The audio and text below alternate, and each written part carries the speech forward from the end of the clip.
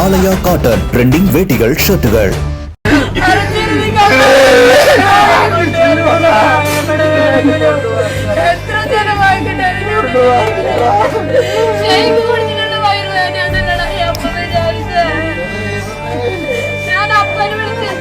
கேரளா மாநிலம் திருச்சூர் மாவட்டம் கொடாலி பகுதியைச் சேர்ந்தவர்கள் சில்ஜோ ஜோன்சி தம்பதியினர்.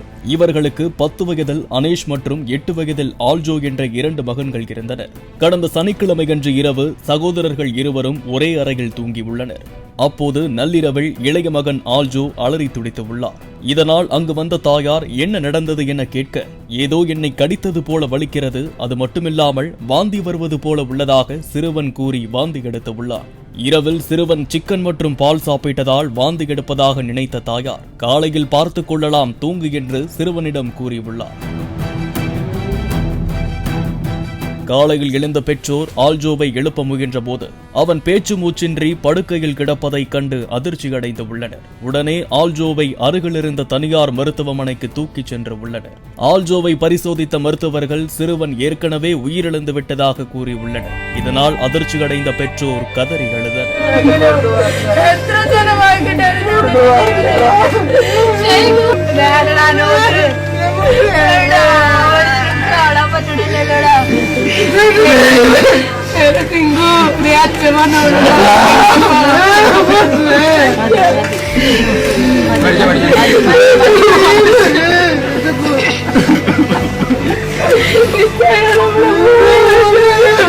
பின்னர் தகவல் அறிந்து வீட்டிற்கு வந்த உறவினர்கள் வீட்டை சோதனையிட்டு உள்ளனர். அப்போது மற்றொரு சகோதரரான 10 வயது சிறுவன் அனேஷ் மயக்க நிலையில் கிடப்பதைக் கண்டு அதிர்ச்சி அடைந்தனர். உடனே சிறுவனை மீட்ட உறவினர்கள் அனேஷை அங்கமாலையில் உள்ள தனியார் மருத்துவமனையில் சிகிச்சைக்காக அனுமதித்தனர். சிறுவர்கள் தூங்கிய அறையை உறவினர்கள் சோதனை செய்தபோது ஆல்ஜோ படுத்திருந்த தலையணைக்கு கீழ் 2 அடி நீளத்தில் கட்டுவிரியன் பாம்பு பதுங்கியிருந்தது தெரிய வந்தது. பின்னர் அந்த பாம்பை லாவகமாக பிடித்து பிளாஸ்டிக் பாட்டிலில் அடைத்து வைத்ததோடு மருத்துவமனைக்கு தகவல் தெரிவித்தனர்.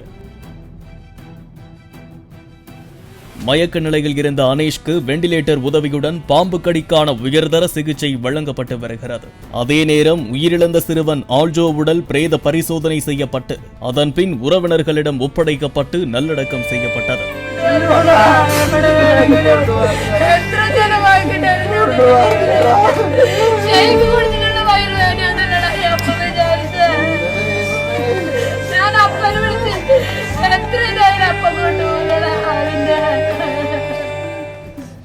அம்மா ஏதோ கடித்து விட்டது என நள்ளிரவில் சிறுவன் தாயிடம் கூறியும் தாய் அலட்சியமாக இருந்ததால் சிறுவன் பாம்பு கடியால் உயிரிழந்த சம்பவம் உறவினர்கள் மத்தியில் சோகத்தை ஏற்படுத்தியுள்ளது.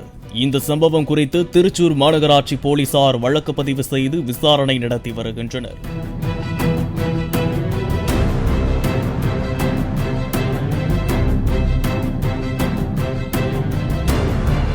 கொடாலி மற்றும் செங்கல்லூர் பகுதிகளில் பாம்புகளின் நடமாட்டம் அதிகரித்து உள்ளதாகவும் காடுகளையொட்டியுள்ள காலி மனைகளை பராமரிப்பின்றி புதர் மண்டி காணப்படுவதால் குடியிருப்பு பகுதிக்குள் பாம்புகள் எளிதாக புகுந்து விடுகின்றன என்றும் கூறப்படுகிறது.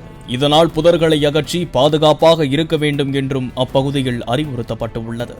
அது மட்டுமில்லாமல் பாம்பு போன்ற சில விஷப்பூச்சிகள் கடித்தால் நள்ளிரவு நேரம் என அலட்சியப்படுத்தாமல் உடனே மருத்துவர்களை அணுக வேண்டும் என கூறப்படுகிறது.